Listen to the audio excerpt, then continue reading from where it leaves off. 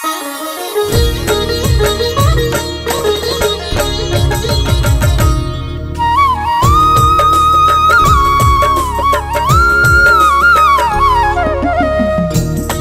अहोई माता की। भक्तों, अहोई अष्टमी का व्रत कार्तिक कृष्ण पक्ष की अष्टमी के दिन बड़ी धूमधाम के साथ मनाया जाता है। पुत्रवती माताएं बहनें इस व्रत को बड़े ही मन से और भाव के साथ रखा करती, जिससे उनकी संतानें जीवन भर आरोग्य, सुख, यश, वैभव प्राप्त करती हैं। इस दिन सभी पुत्रवती माताएं बहनें सुबह से ही कठोर निर्जला उपवास रखती हैं तथा सायंकाल को तारों को अर्घ्य देकर माता अहोई का पूजन अर्चन पूरे विधि विधान से करने के पश्चात ही भोजन ग्रहण करती हैं। इस दिन माता अहोई का चित्र गेरू से किसी साफ दीवार अथवा किसी साफ कपड़े पर बनाकर पूजन अर्चन किया जाता है। तो आइए भक्तों, आज मैं आपको माता अहोई के व्रत की पावन कथा संगीतमय रूप से सुनाने जा रहा हूँ। मुझे पूर्ण विश्वास है इस कथा के श्रवण का फल आपकी संतानों को मिलेगा और वो जीवन में सुखी रहेंगी। तो बोलिए अहोई माता की।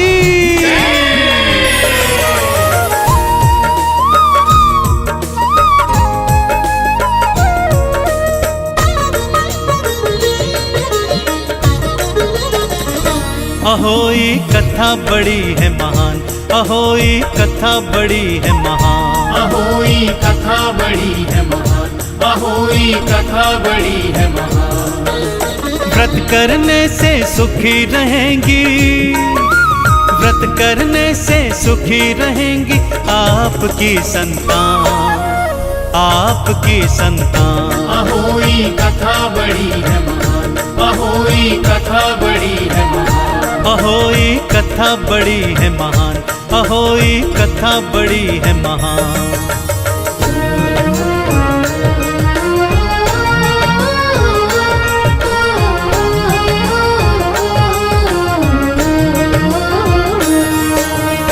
कथा श्रवण से पहले 7 तरह के अनाज के दाने अपने अपने हाथों में ले लीजिए भक्तों। यह दाने कथा के समापन पर गौ माता को खिलाने हैं। कथा कुछ इस प्रकार से है भक्तों।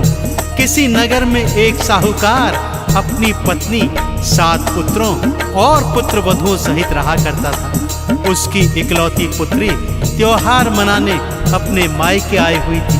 दीपावली में घर लेपना था, सो वो अपनी भाभियों के साथ जंगल में मिट्टी लेने के लिए गई। परंतु पुत्री जहाँ से मिट्टी खोद रही होती है वहीं नीचे स्याहू के बच्चे होते हैं और भूलवश पुत्री की खुरपी से स्याहू का बच्चा मर जाता है।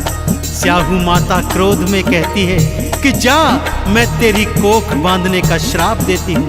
पुत्री अपनी सभी भाभियों से कोख बंधवाने का अनुरोध करती है, परंतु सारी भाभियां मना कर देती हैं। ऐसे में छोटी बहू कोख बंधवाने पर तैयार हो जाती है। आगे क्या होता है भक्तों, आइए सुनते हैं।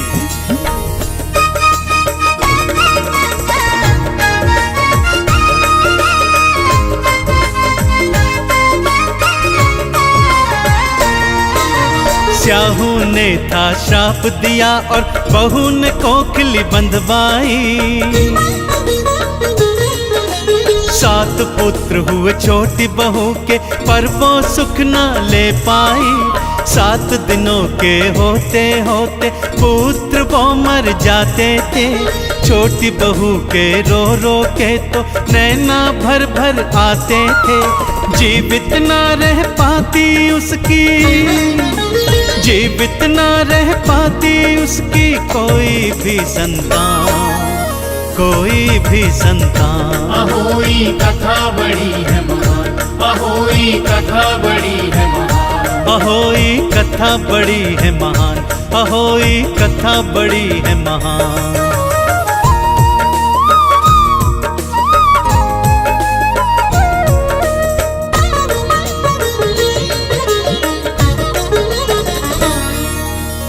बहुत दुखी होकर जब बहू ने पंडित जी से उपाय पूछा तो पंडित जी ने सुरही गैया की सेवा एकमात्र उपाय बताया।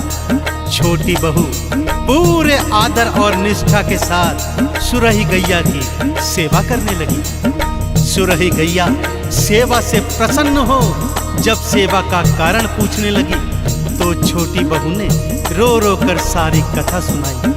तब सुरही मैया ने उसे स्याहू से मिलवाने हेतु 7 समुंदर पार ले जाने का निर्णय किया और दोनों यात्रा पर निकल पड़े। चलते चलते दोनों थक गए भक्तों और उस पेड़ के नीचे विश्राम करने लगे जहां पर गरुड़ पंखिनी के घोंसले में 2 बच्चे थे। आगे कथा कैसे कैसे मोड़ लेती है, आइए सुनाता हूं।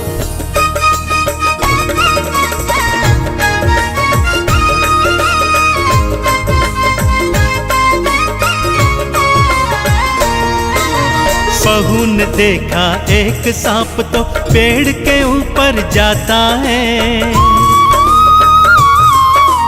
वो सोची ये गरुड़ पंखिनी के बच्चों को खाता है। एक पल को ना देर लगाई सांप बहू ने मार दिया। गरुड़ पंखिनी आई वहां पर खून सारा बिखरा हुआ। सोचा बहू ने बच्चे मारे, सोचा बहू ने बच्चे मारे, वो तो थी अनजान, वो तो थी अनजान। अहोई कथा बड़ी है महान, अहोई कथा बड़ी है महान, अहोई कथा बड़ी है महान, अहोई कथा बड़ी है महान।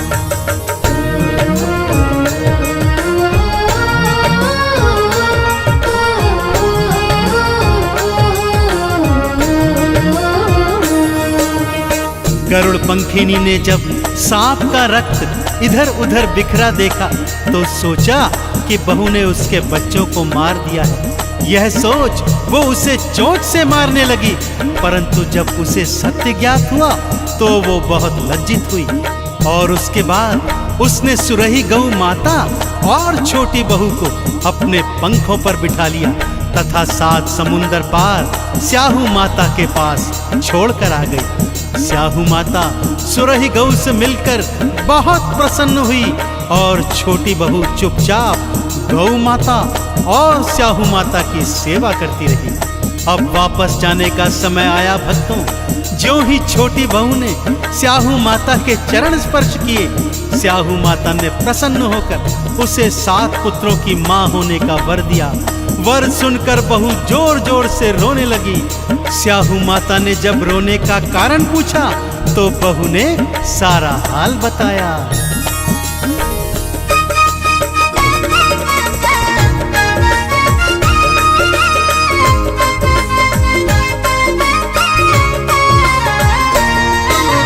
कैसे फलीभूत होगा वर कोख आपने बांधी है। मेरा जीवन कोरा कागज चली दुखों की आंधी है। आशीर्वाद कभी भी मेरा सुन खाली ना जाएगा। 7 पुत्रों की माँ तू बनेगी, वचन मेरा भरवाएगा। घर जाकर आहोई माँ का, घर जाकर आहोई माँ का, करना तू आह्वान, करना तू आह्वान। अहोई कथा बड़ी है महान, अहोई कथा बड़ी है महान, अहोई कथा बड़ी है महान, अहोई कथा बड़ी है महान।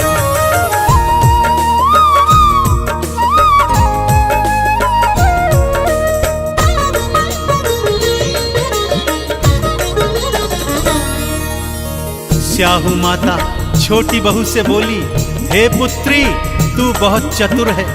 तूने बड़ी चालाकी से मेरी सेवा करी और 7 पुत्रों का आशीर्वाद ले लिया, परंतु याद रख, मेरा आशीर्वाद सदैव फलीभूत होता है। तू 7 पुत्रों की माँ अवश्य बनेगी।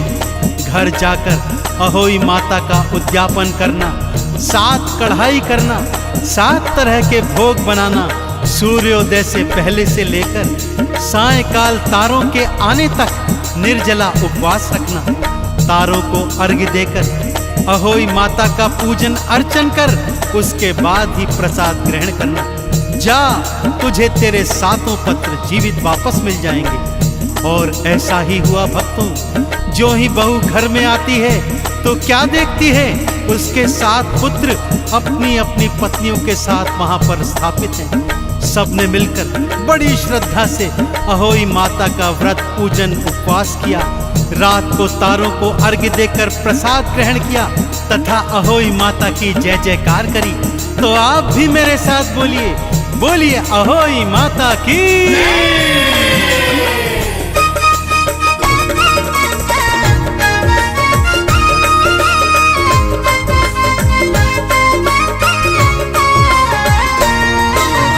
जो ही घर वापस आए तो पुत्रों को जीवित पाती है।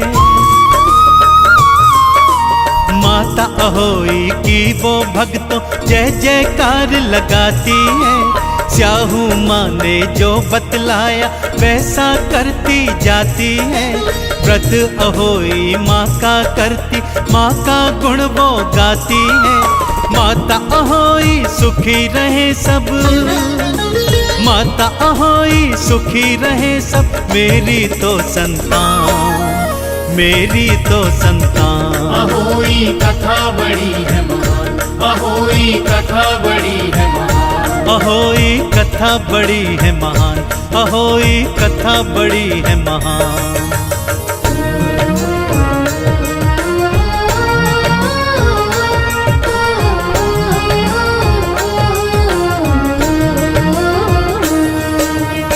तब से पूरा परिवार मिलजुल कर एक साथ रहने लगा भक्तों। जहां कल तक वीराना था, आज बच्चों की किलकारियां गूंज रही थी।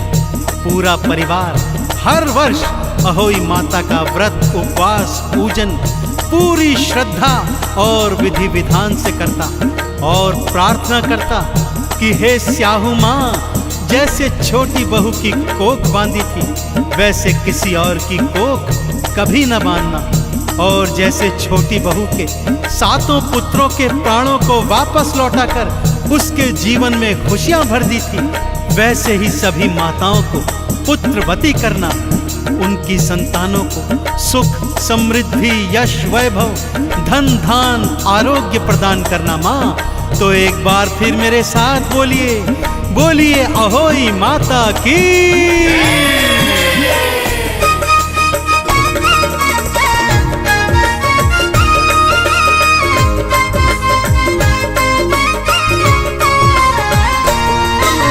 जैसे कोख बांधी थी बहू की और किसी की बांधो ना, जैसे रक्षकी उसके पुत्र की कृपा सभी पे कर देना। पुत्रवती हो सब माताएं ऐसा वर मैया देना। सुखी रहे संतान सभी की ऐसा काम तुम कर जाना।